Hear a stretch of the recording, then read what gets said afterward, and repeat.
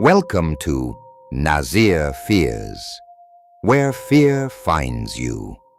Do you dare to enter a world of unspeakable horror and chilling mysteries? If you love creepy true stories, urban legends, haunted places, and terrifying experiences, you're in the right place. Like, subscribe, share, and click that bell icon. The Elevator That Went Nowhere.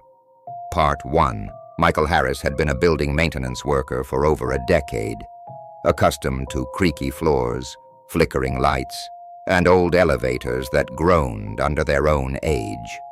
But nothing in his career had prepared him for the elevator in the Crawford Building. It was an old, unassuming elevator, wedged in the corner of the 12-story office complex. On paper, it was just another lift, rarely used, but those who had ridden it claimed it behaved strangely, sometimes stopping between floors, sometimes arriving at floors that didn't exist. Michael had heard the stories, dismissing them as urban legend. Yet tonight, he would confront the elevator himself. The building was empty, save for him, his flashlight, and a toolbox slung over his shoulder. He pressed the call button on the elevator, the metal panel cold beneath his hand. A faint chime echoed through the empty building, and the doors slid open with a reluctant hiss. Michael stepped inside, the light flickering above him, casting long, distorted shadows across the polished floor. He pressed the button for the basement, intending to inspect the machinery. The doors closed with a metallic clang. As the elevator began to descend, Michael noticed a subtle vibration, almost like a heartbeat, under his feet. He frowned.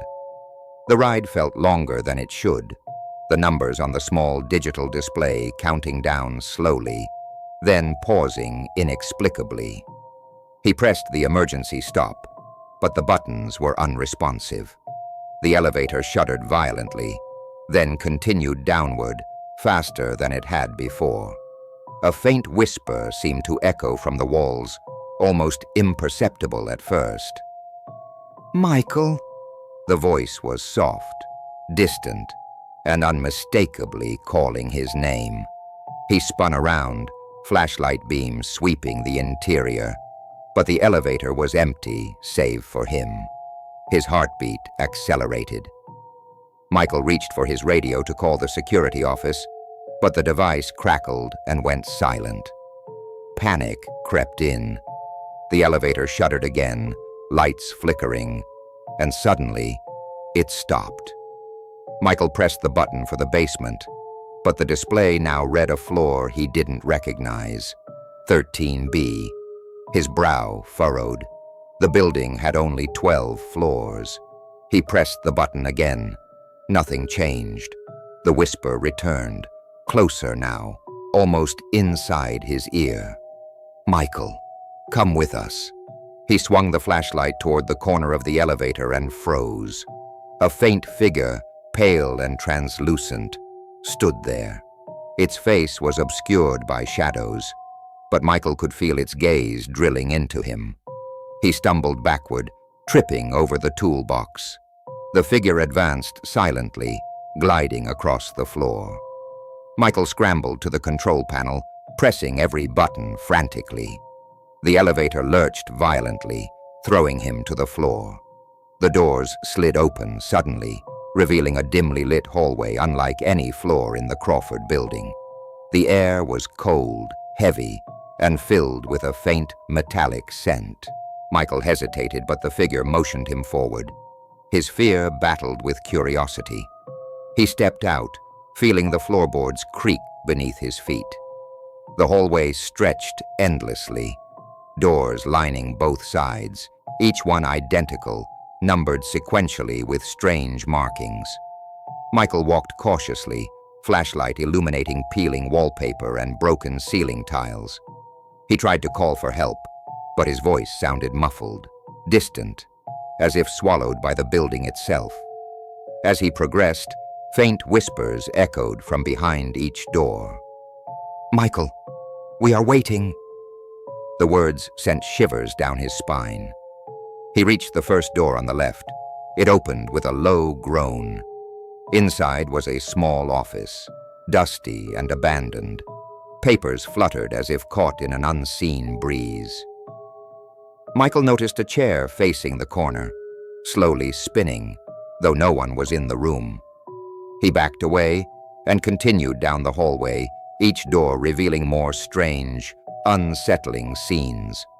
Offices filled with flickering lights, abandoned belongings, and shadows that moved without explanation. The whispers grew louder, merging into a low hum, a chorus of disembodied voices calling his name. Michael's mind raced. Was this an alternate dimension within the building? A layer of reality hidden beneath the floors, he knew. He reached the elevator at the end of the hallway, identical to the one that had brought him here. Hesitation gripped him, but he stepped inside, pressing the button for the lobby. The elevator shuddered violently, descending rapidly. Michael felt the same strange heartbeat beneath his feet. Suddenly the doors opened, not to the lobby, but to a basement-like space unlike any he had seen. Rusted machinery lined the walls, pipes dripping condensation, and the air was thick with the smell of decay. Shadows flickered along the walls, as though the building itself was alive. Michael's flashlight beam fell upon a figure, another pale, faceless entity standing at the far end. The whispers intensified. "Join us. Stay forever." Michael's fear became panic. He ran, ducking beneath dangling wires and overturned carts, trying to locate another elevator or stairwell. The entity followed silently, gliding, always keeping pace. Michael spotted a narrow stairwell at the far end of the basement.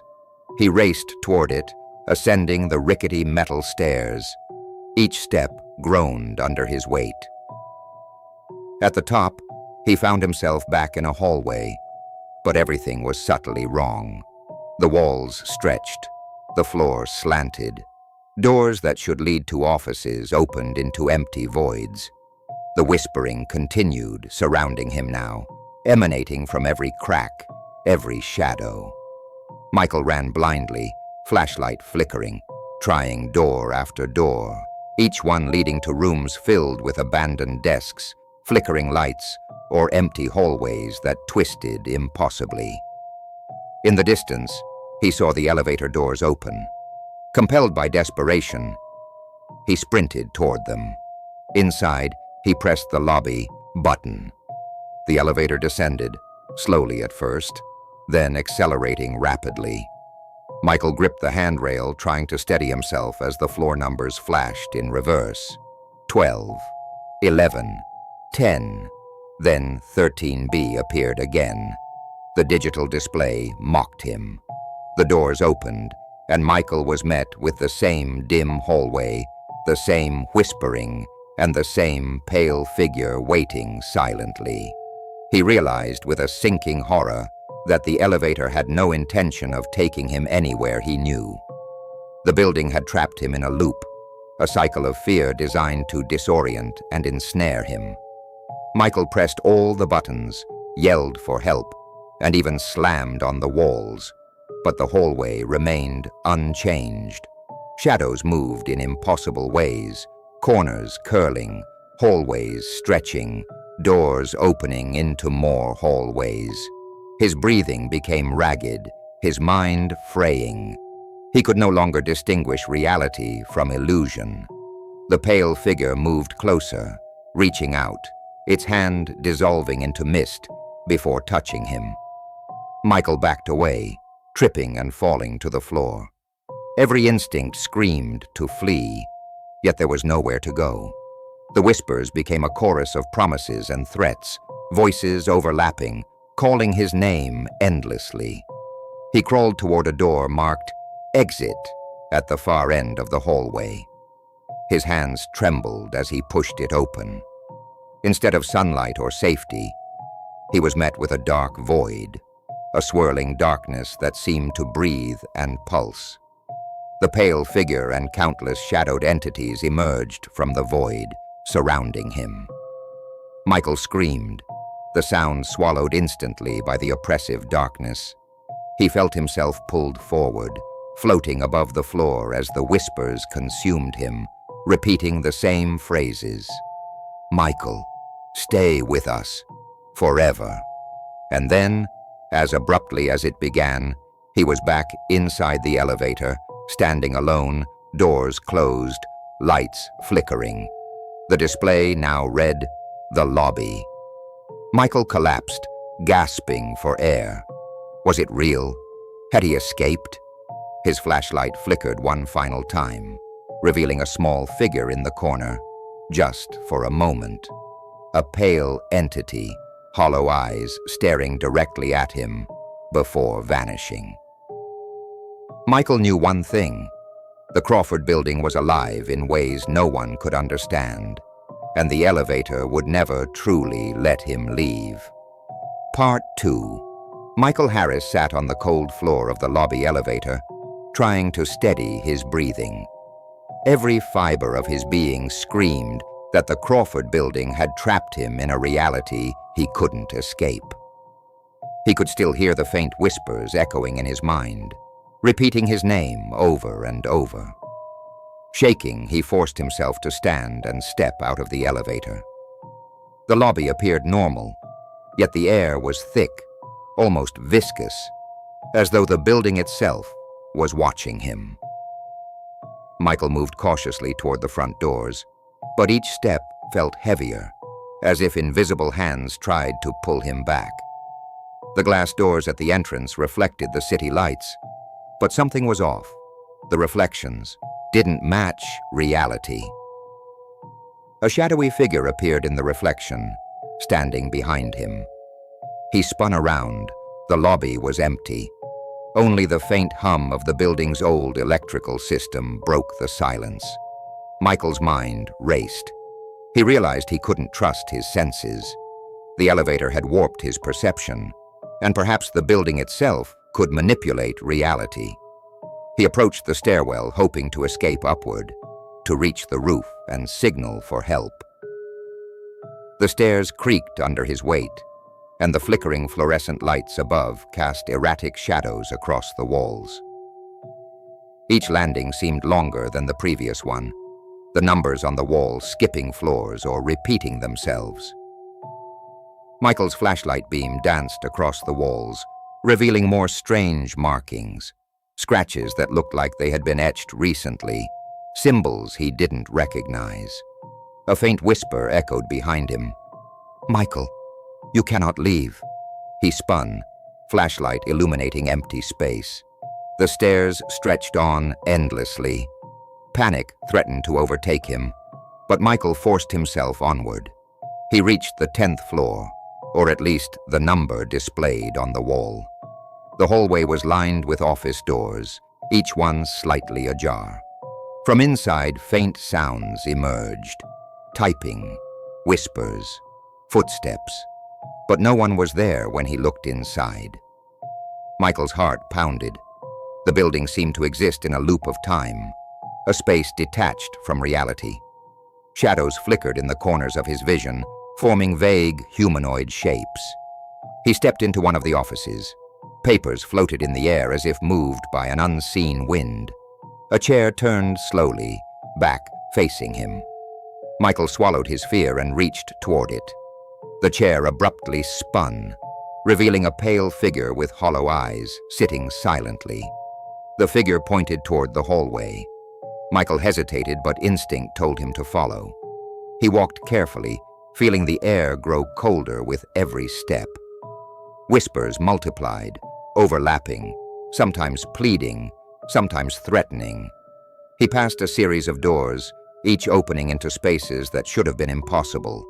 Rooms larger on the inside, hallways that looped back upon themselves, shadows moving in impossible patterns. Michael realized with dread that the building wasn't merely haunted. It was sentient, aware of his presence, and intent on keeping him trapped. He tried a door marked "Stairs," hoping to descend to the lobby.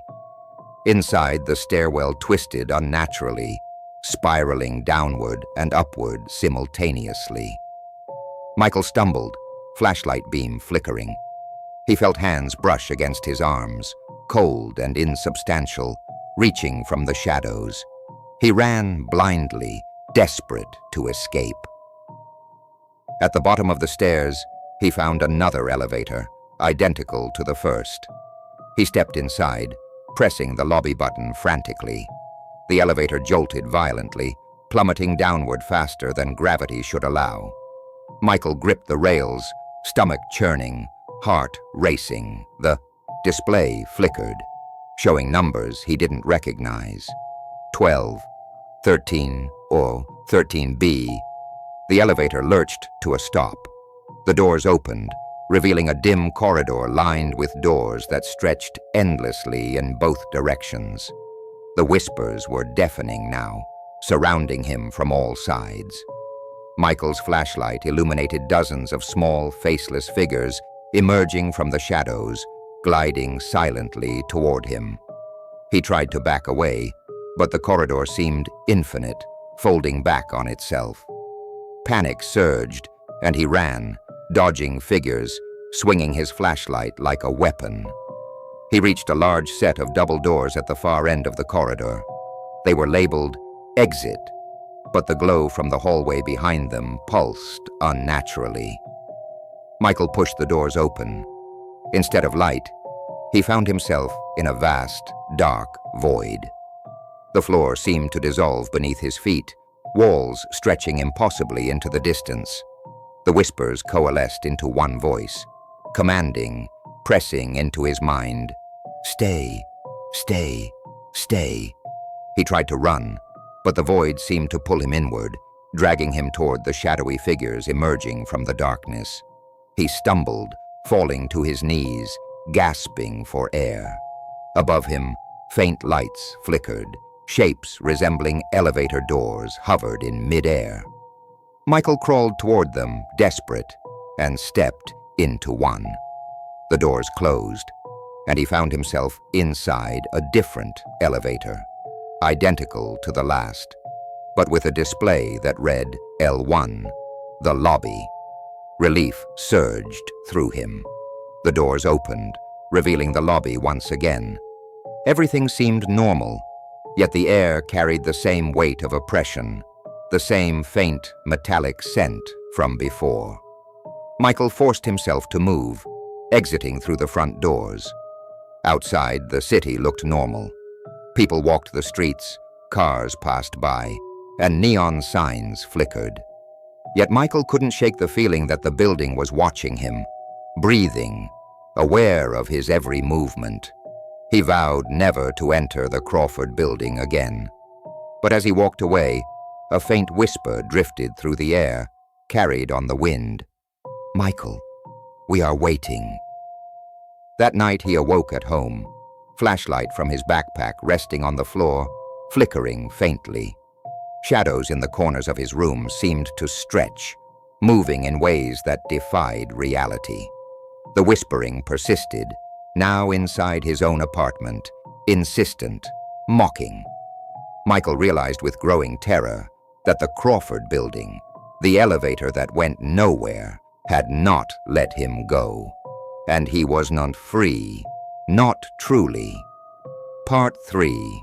Michael Harris spent the next few days trying to convince himself that the Crawford Building had been a hallucination, a manifestation of stress and fatigue. Yet every time he closed his eyes, he saw the twisting corridors, the pale, faceless figures, and the relentless, echoing whispers calling his name. Sleep was impossible. Even the familiar sounds of his apartment, the hum of the refrigerator, the distant traffic, felt warped, as though the building had followed him. One evening, unable to bear the suffocating fear, Michael returned to the Crawford Building. He told himself it was to confront his anxiety, to prove that the elevator was just an old machine with faulty wiring. He parked outside, the building looming under the streetlights, windows dark and reflective. The metal doors of the lobby gleamed faintly, almost as if welcoming him back. Michael gripped his flashlight and stepped inside. The lobby was quiet, yet he could feel a pressure in the air, a weight pressing against him. He approached the elevator cautiously. Its doors were closed, display showing L1, the lobby. Michael pressed the call button. The elevator responded, doors sliding open with a slow hiss. He stepped inside. The display read B1, the basement. Michael pressed the button, but the elevator shuddered, halted, and the display changed to 13B. Panic rose in his chest. He pressed every button. The elevator groaned, lights flickering, and then lurched violently downward. The familiar heartbeat vibration pulsed under his feet. Michael clutched the handrail, trying to steady himself. The doors opened onto a dimly lit corridor, lined with doors he didn't recognize. The air was heavy, filled with whispers calling his name. Shadows moved along the walls, stretching and curling as he walked. Michael realized with dread that the building had trapped him again. He forced himself to move forward, trying each door. Some led to small abandoned offices, others opened into endless hallways, looping back impossibly. Each step was accompanied by whispers, pleading and commanding. He pressed on, exhausted, desperate to find a way out. Suddenly a door opened ahead. A figure emerged, a pale, faceless entity, standing motionless. Michael froze. The figure beckoned him forward. Against his better judgment, he stepped closer. The corridor seemed to elongate infinitely, the walls breathing, twisting. The whispers grew louder, overlapping, forming one commanding voice. "Stay with us forever." Michael stumbled backward, tripping over debris. The figure moved silently, gliding toward him. He backed into another corridor which now seemed to fold around him, creating a labyrinth he could never escape. Every turn revealed more figures, pale and silent, their hollow eyes fixed on him. He realized with growing horror that the Crawford Building existed in a space beyond reality, where time and logic did not apply. The elevator was the heart of it, the mechanism that trapped those who entered. Michael ran blindly, chasing what he hoped was an exit. He reached the elevator at the far end of the hallway, identical to the one that brought him here. He stepped inside and pressed every button, willing it to take him to the lobby. The elevator descended rapidly, numbers flashing chaotically, 12, 10, 0. His stomach lurched with every flicker. The doors opened to the lobby, appearing normal, yet Michael could feel the air thick, almost alive. He ran toward the front doors, pushing them open, gasping for air. Outside, the city looked ordinary, yet faint whispers followed him, almost carried on the wind. "Michael, we are waiting." He glanced back. In the windows of the Crawford Building, countless pale faces pressed against the glass, hollow eyes watching. Michael stumbled away, heart hammering, mind fraying. That night at home, shadows moved in impossible ways across his walls. The whispering persisted, now inside his own apartment. The small metal keychain he had brought from the elevator rattled on the floor, though no wind stirred it. Michael realized, with growing dread, that the building's influence had followed him. Every reflection, every flicker of light, every shadow, seemed to pulse with the presence of the Crawford Building. Days passed, yet Michael's fear only grew. He avoided mirrors, dimmed lights, and tried to keep his apartment free of anything that could act as a conduit for the building. Yet even in his isolation, he could feel it. The elevator that went nowhere had claimed a part of him. The whispers never ceased, and the corridors of the building stretched endlessly in his dreams. One night, he awoke to the familiar heartbeat beneath his feet, the sound of an elevator descending somewhere in his apartment. The doors opened, and the same dimly lit corridor appeared before him. Shadows moved along the walls. Figures glided silently toward him, hollow eyes fixed. He ran, as he had countless times, trying every door, every hallway, searching for a real exit, a way back to the normal world. Yet the building would not release him. The Crawford Building had become a part of his life, a presence that existed beyond walls and doors. Michael understood now that he could never truly leave. The elevator that went nowhere was a trap, a sentient mechanism feeding on fear, and he was its latest prisoner. The whispers followed him endlessly. "Michael, stay with us, forever." He screamed, but no sound emerged. The shadows pressed closer, corridors twisted infinitely, and he realized, with finality, that the Crawford Building had claimed him entirely. Michael Harris would never ride an ordinary elevator again.